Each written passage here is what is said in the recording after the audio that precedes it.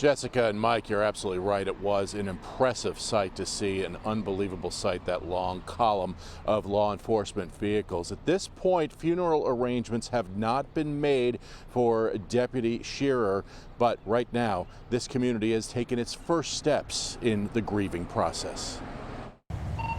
From Mount Gilead. This should have never happened. To Dayton. It was very sad. Then from Dayton back to Morrow County. I mean, you never thought it would happen here.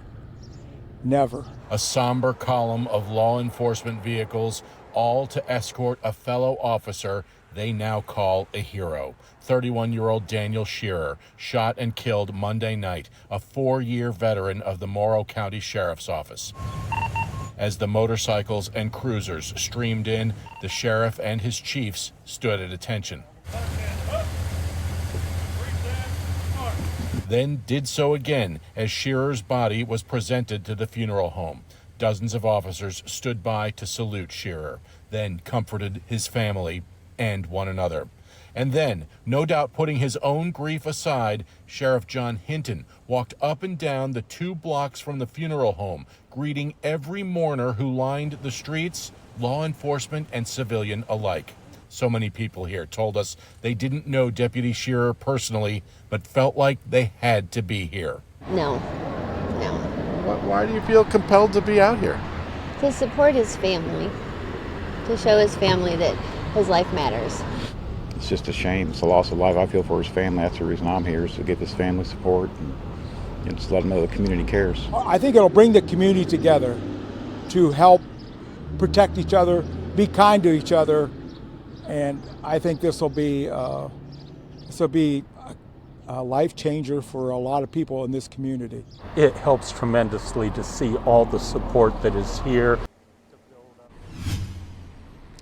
Now, that last gentleman I spoke with there is the former sheriff of Morrow County. Steve Brenneman retired after about 9 years ago, that is, after more than a decade as the sheriff here. Coming up at 6 o'clock, we're going to hear more from the former sheriff. He's going to have some insight as to what the current sheriff, John Hinton, is going through now as he prepares to lay one of his deputies to rest. First, though, I want to check in with my colleague Kirsten Lindquist, who's just a few blocks from me here in downtown Mount Gilead, with some more reaction from this community. Kirsten. Yeah, coming down Main Street, I mean, you could hear a pin drop. All you could hear really were the tires of the numerous agencies coming down Main Street as they honored this fallen deputy. Neighbors leaning on one another, families holding each other close as they navigate these past couple dark days.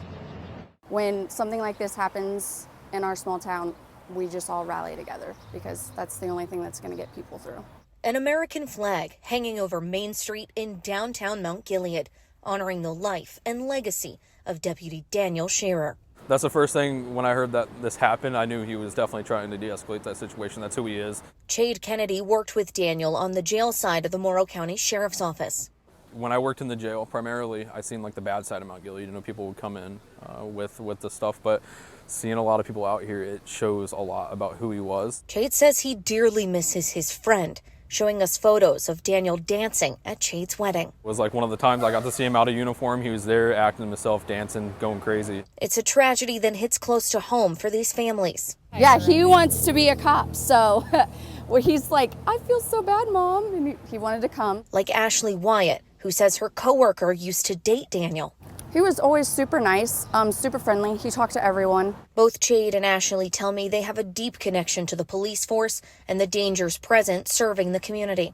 I know exactly how it feels when they go out every day because you don't know. I mean, the world is a scary place. But they say Daniel died trying to protect the community he loved. If Daniel was here today, he would do it again.